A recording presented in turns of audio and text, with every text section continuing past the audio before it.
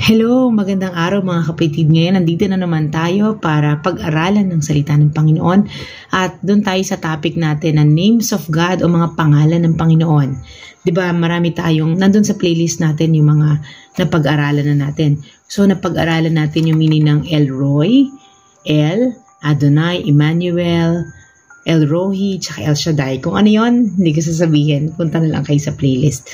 Okay, para pagbulay-bulayan ninyo yung mga pangalan ng Panginoon. Ngayon naman ang topic natin ay ang meaning ng El Elyon. So ano ba yung El Elyon?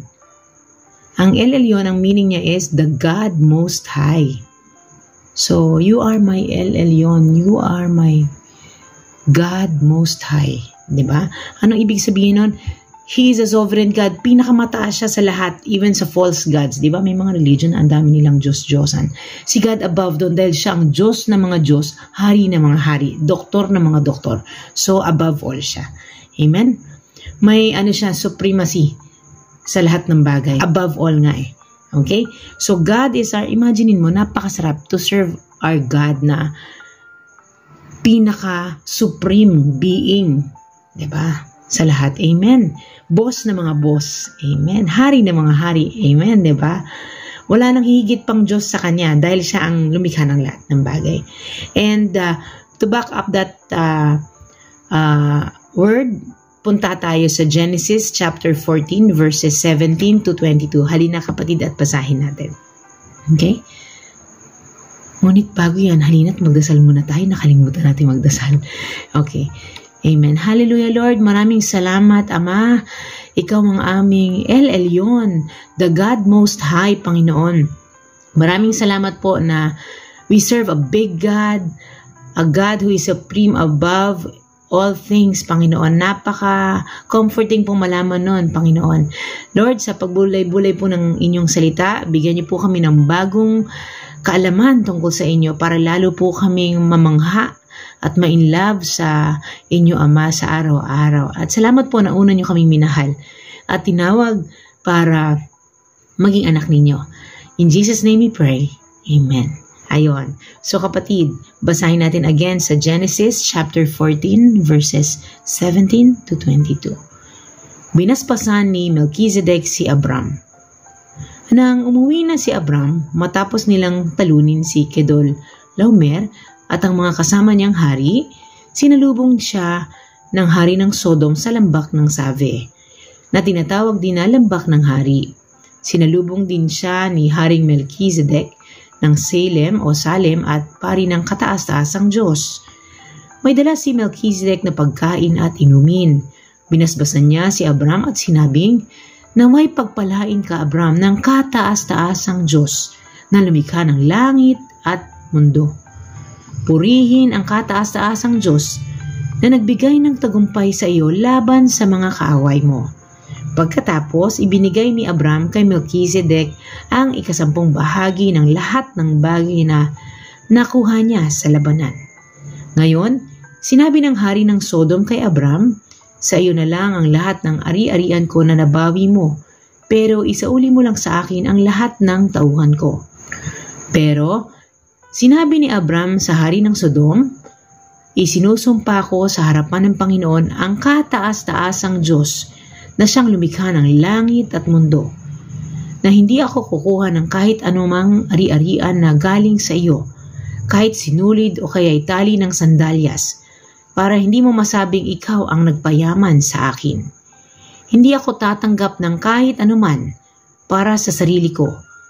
Ang ituturing ko lang na natanggap ko ay ang mga kinain ng aking mga tauhan, at pabayaan mo na lang sina Aner, Eshkol at Mamre na sumama sa akin sa pagkuha ng bahagi nila sa mga bagay na nakuha mula sa labanan.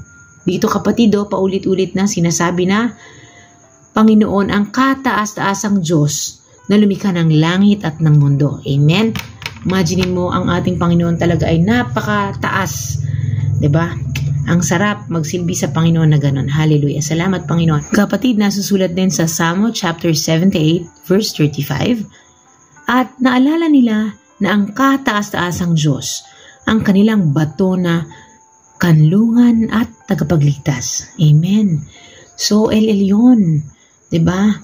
The God Most High o ang kataas-taasang Diyos.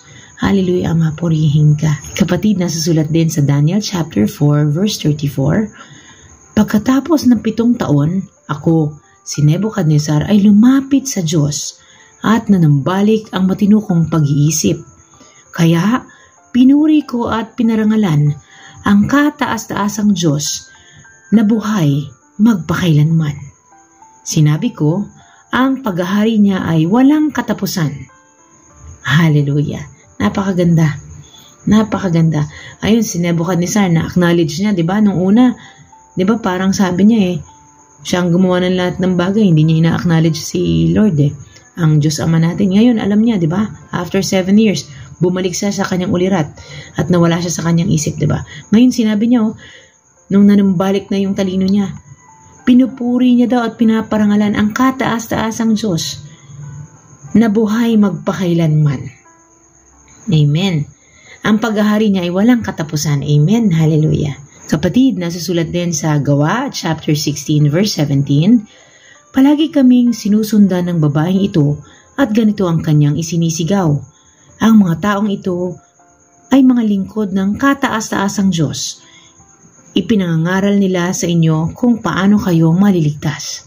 So, ina-acknowledge talaga, ang daming mga scriptures na ang ating El Elyon ay ang ating kataas-taasang Diyos, our God Most High, na supreme, walang hihigit at tataas pa sa Kanya. Amen?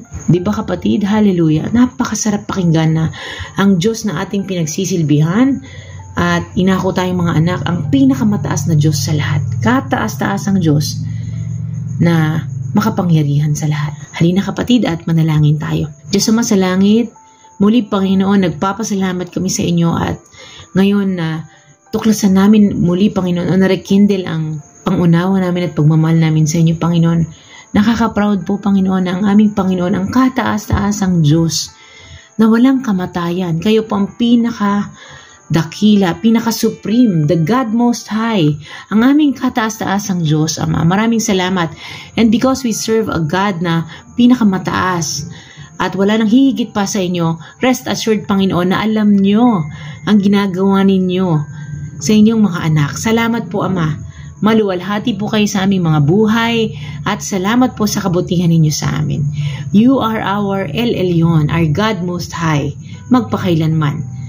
In Jesus' name we pray. Amen. Ayun, kapatid, maraming salamat sa iyong oras. God bless you.